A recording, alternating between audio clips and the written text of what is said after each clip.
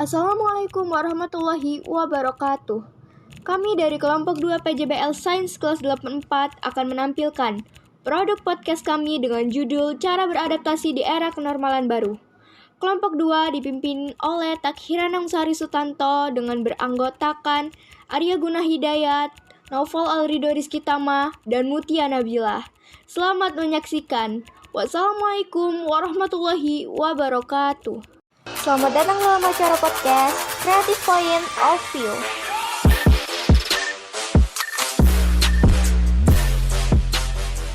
Assalamualaikum warahmatullahi wabarakatuh. Selamat datang dalam acara podcast Creative Point of View. Saya Takhira Nangsari Sutanto selaku pembawa acara. Di sini kita kedatangan 3 para peneliti muda dari kelompok 2 Sains kelas 84. 3 para peneliti muda ini akan menjelaskan cara bertahan hidup di era kenormalan baru. Di sini kita bersama saudara Arya Guna Hidayat, saudara Naufal Alrido Rizky Tama, dan saudari Mutia Nabila. Apa kabar kalian semua? Alhamdulillah baik. Alhamdulillah baik.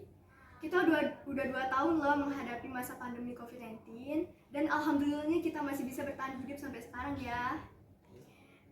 Menurut ketiga para peneliti muda ini, apakah kita harus mengetahui apa itu COVID-19? Dimulai dari apa COVID-19 itu sendiri? Jadi, virus COVID-19 merupakan kumpulan virus-virus yang menyerang sistem pernapasan. Virus ini telah menjadi pandemi di dunia. Virus ini pertama kali dilaporkan di Wuhan, Cina pada akhir tahun 2019.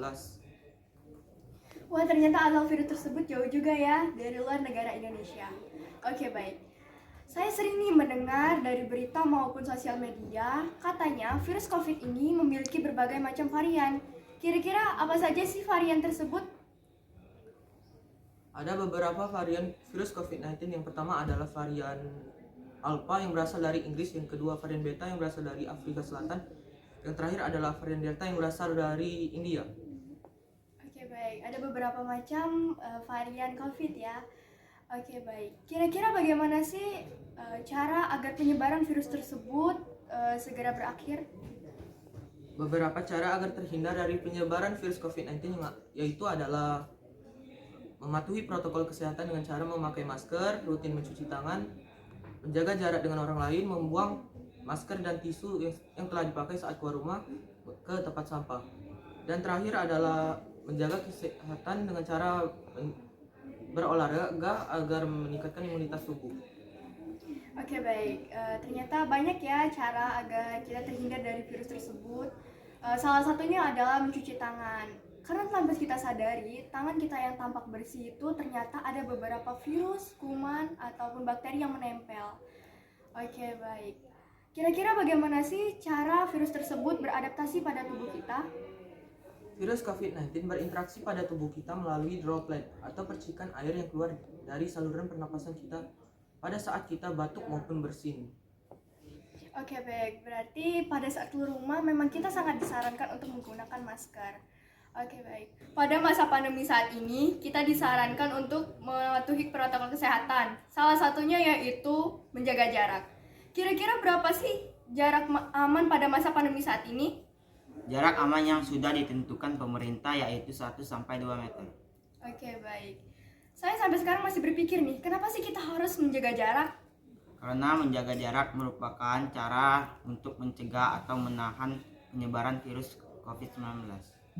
Oh, oke, baik. Agar kita juga tidak terpapar oleh orang yang terkena virus tersebut, yang ternyata tanpa kita sadari orang tersebut terinfeksi virus COVID-19. Oke, baik. Pada new normal saat ini sudah ada beberapa sekolah yang memperbolehkan belajar melalui tatap muka. Kira-kira berapa sih kapasitas siswa pada ruangan kelas yang ideal? Kapasitas maksimal di ruangan ideal yaitu 50% dari kapasitas total. Misal di kelas 74 ada 32 siswa. Kalau kita akan menjadikannya 50%, kita akan menjadikannya 2 sesi. Yaitu sesi pertama ada 16 siswa dan sesi kedua ada 16 siswa. Oke, baik. Pada masa pandemi saat ini masih banyak sekali orang yang tidak taat protokol kesehatan. Salah satunya yaitu menjaga jarak. Kira-kira bagaimana sih solusinya agar mereka itu patuh terhadap protokol kesehatan yang sudah dibentuk oleh pemerintah? dengan memberitahu mengenai bahaya COVID-19. Oke, baik. Pada masa pandemi saat ini, kita disarankan untuk mengkonsumsi makanan sehat, halal, dan bergizi. Kira-kira apa sih makanan sehat, halal, dan bergizi itu? Makanan halal adalah sesuatu makanan yang berasal dari hal yang baik, tidak ternodai atas sesuatu hal yang keji maupun haram. Sedangkan makanan yang bergizi adalah makanan yang mengandung banyak gizi, bagus untuk saat masa pandemi begini. Kira-kira mengapa sih kita harus mengkonsumsi makanan sehat, halal, dan bergizi itu?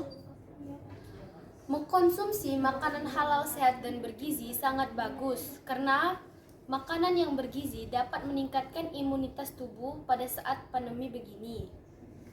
Oke, baik. Kira-kira apa saja sih makanan sehat, halal, dan bergizi itu? Ada beberapa macam makanan halal dan bergizi, contohnya seperti sayuran, buah-buahan, lauk pauk seperti daging dan telur, dan minuman sehat seperti susu sapi dan susu kambing. Oke, baik. Ada beberapa jenis ya. Oke. Pada masa pandemi saat ini, yang saya dapatkan dari berita di televisi, katanya kita harus mengkonsumsi makanan ataupun minuman yang mengandung vitamin C. Kira-kira kenapa sih kita harus mengkonsumsi makanan ataupun minuman yang mengandung vitamin C? Nah, kita sangat dianjurkan untuk mengkonsumsi makanan dan minuman yang mengandung vitamin C karena makanan yang mengandung vitamin C sangat bagus karena dapat meningkatkan imunitas tubuh serta menurunkan risiko penyakit COVID-19. Oke, baik. Jadi pada intinya memang kita sangat disarankan untuk mengkonsumsi makanan ataupun minuman yang mengandung vitamin C. Salah satunya yaitu buah jeruk. Dari perbincangan yang kita lakukan, maka kesimpulannya adalah pada masa pandemi saat ini kita harus mengetahui dan mendalami apa itu COVID-19. Kita juga harus mengetahui berapa jarak aman pada masa pandemi saat ini dan juga kita harus mengetahui apa itu makanan sehat, halal, dan bergizi. Baik, terima kasih untuk ketiga para peneliti muda ini telah memberitahukan bagaimana cara bertahan hidup di era kenormalan baru. Saya harap kita bisa bertemu kembali pada podcast selanjutnya dengan tema yang berbeda. Baik, saya akhiri dengan wassalamualaikum warahmatullahi wabarakatuh.